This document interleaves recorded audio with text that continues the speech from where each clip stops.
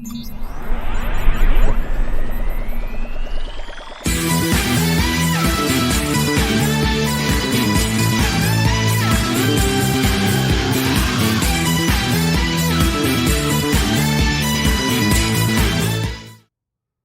afternoon and welcome to the Bellefleur Tire Shop Grand Falls Greenfoot Rapids pregame show. It's Sunday, which means the Campbellton Tigers have come into town to face off against the Rapids in a big game for multiple different reasons.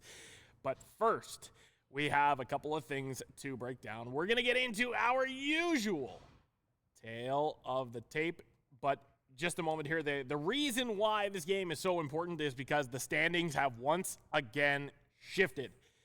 The Rapids in second place right now. The Evanston Blizzard tied for first with the West Kent Steamers, so a win today would put them within 1 point of both teams. Should the Steamers lose today as well, that'll be a huge thing for the Rapids.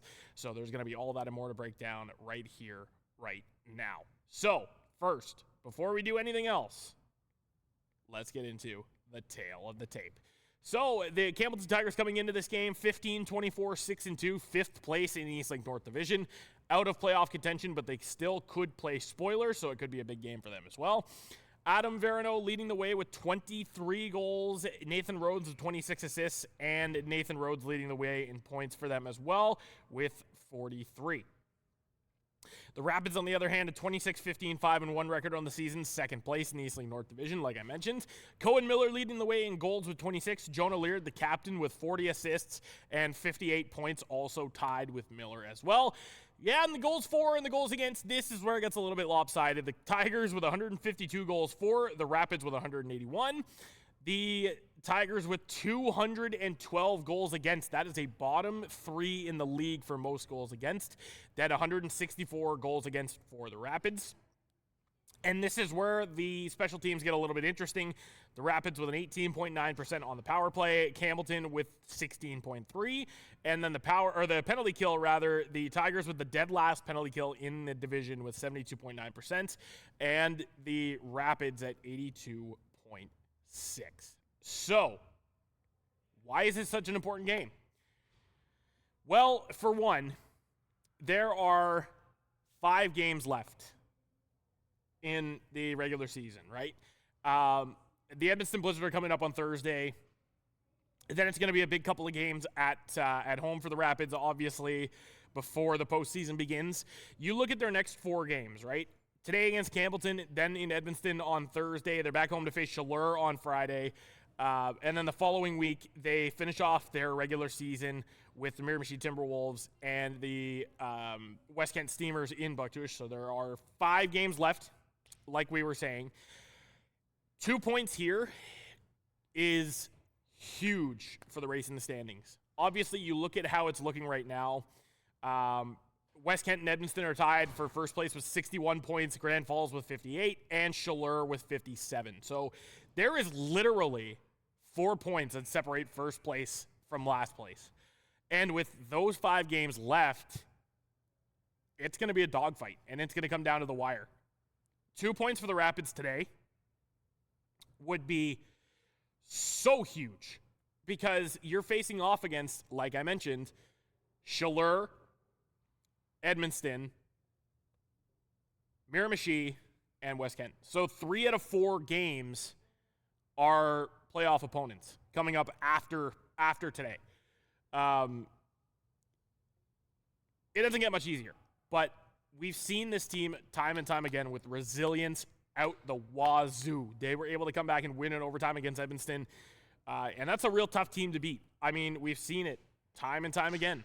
Like I was saying, and like I've been saying all year, resilience is this team's middle name. It doesn't matter what kind of adversity they're facing. They always find a way to claw back and at least make the game competitive. If not a win, they keep it interesting and they keep it close for the very few times that they have been outscored this year, but they keep it close every single time pretty much.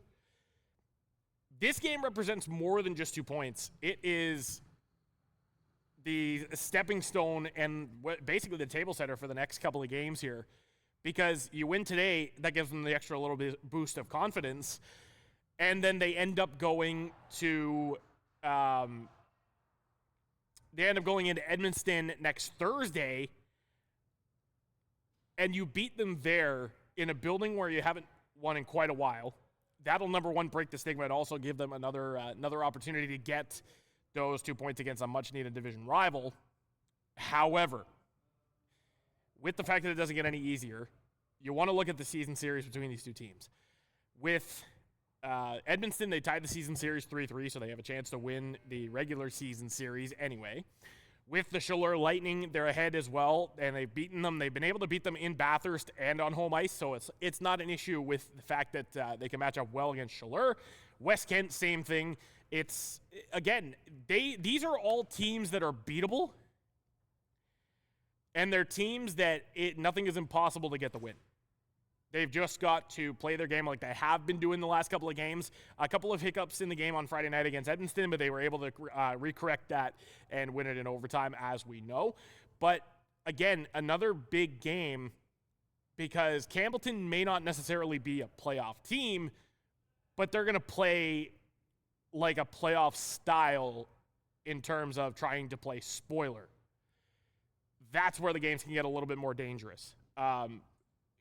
With that said, however, we've seen how well the Rapids have played the Tigers this season.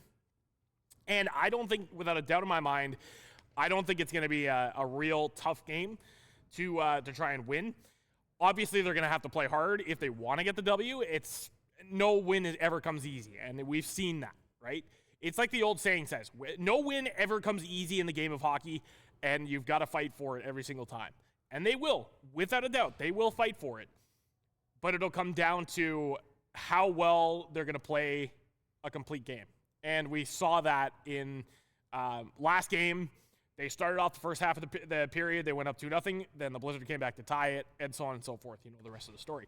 But with Campbellton, it's going to be a little bit different. Obviously, the Tigers have sold off quite a bit. They still have a little bit of a core intact, but nonetheless, will still put up a fight. So it's not going to be an easy pushover game like everybody assumes it's going to be. It's still going to be hard fought, maybe high scoring, but it's still going to be a very, very hard, tough as nails game to play.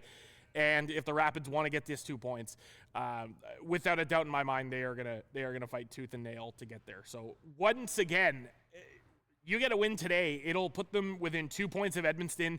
And if West Kent ends up losing today as well, it will be within 2 points of West Kent as well. So, or within 1 point of West Kent as well.